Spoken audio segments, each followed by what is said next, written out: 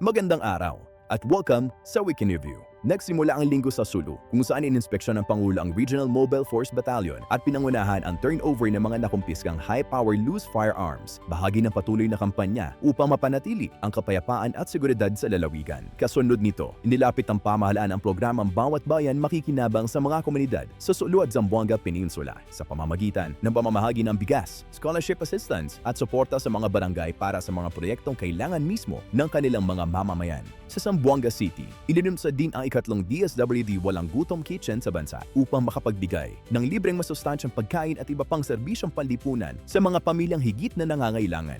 Tinanggap ng Pangulo sa Malacanang si Ambassador Designate Lee Lipton bilang bagong kinatawan ng Estados Unidos sa Pilipinas sa hakbang na inaasahang magpapalalim pa sa matatag na ugnayan ng dalawang bansa. Nakibahagi ang Pangulo sa ika-79 na anibersaryo ng Philippine Air Force at kinilala ang dedikasyon ng mga kalalakihan at kababaihang patuloy na nababantay sa himpapawid ng bansa at tumutugon sa mga pangangailangan ng sambayanan sa panahon ng kalamidad at krisis. Kinagabihan, lumipad ang Pangulo patungo Vancouver para sa kanyang official visit sa Canada. Sa Vancouver, nakipagpulong ang Pangulo kay Canadian Prime Minister Mark Carney sa kanilang bilateral meeting.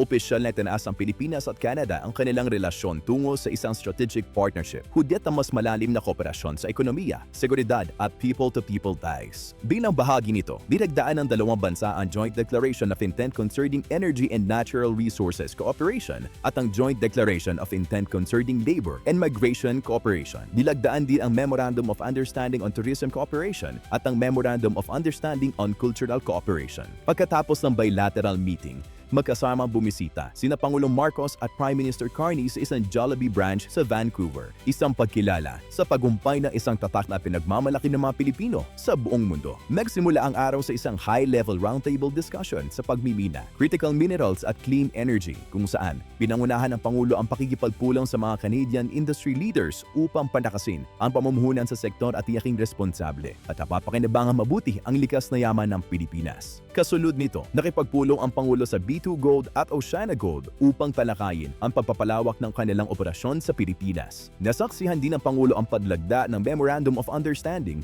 sa pagitan ng Philippine Chamber of Commerce and Industry at Business Council of Canada. Sa hapon, pinangunahan naman ng Pangulo ang roundtable discussion sa Information Technology Business Process Management o IT-BPM na nakatuon sa pagpapalawak ng high-value digital jobs at pagpapalakas ng posisyon ng Pilipinas bilang isa sa mga pangunahing IT-BPM hubs sa mundo. Nakipagpulong din siya sa Telos at NQX tungkol sa pagpapalawak ng kanilang operasyon sa Pilipinas, kabilang ang artificial intelligence, software engineering, at digital services. Sa pagtatapos ng araw, nakasama ng Pangulo ang Filipino community sa Canada at pinasalamatan ang halos 1,000,000 Pilipinong patuloy na nabibigay ng karangalan sa ating bansa sa pamamagitan ng kanilang sipag, talento at malasakit sa kapwa. Sa kanyang kapihan sa media, ibinahagi ng Pangulo ang mga pangunahing resulta ng official visit sa Canada. Kabilang dito, ang $2.5 bilyong na investment commitments mula sa mga Canadian partners na inaasahang lilikha ng mas maraming trabaho at magpapalakas sa ekonomiya ng Pilipinas. Hindi rin pinalampas ng Pangulo ang makasaysayang tagumpay ni Alex Ayala na naging kauna-unahang Pilipino na umabot sa ika-4 na round ng Wimbledon.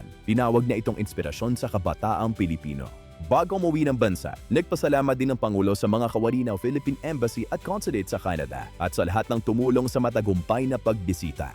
Naglaan din siya ng oras upang bisitahin ang Tindahan Grocery sa Richmond, isang Filipino-owned business na nagsisilbing tahanan ng panlasang Pilipino para sa ating mga kababayan sa Canada. Tuloy-tuloy ang pagsisikap na makapaghatid ng mas maraming trabaho, mas maraming pamumuhunan at mas magandang kinabukasan para sa bawat pamilyang Pilipino.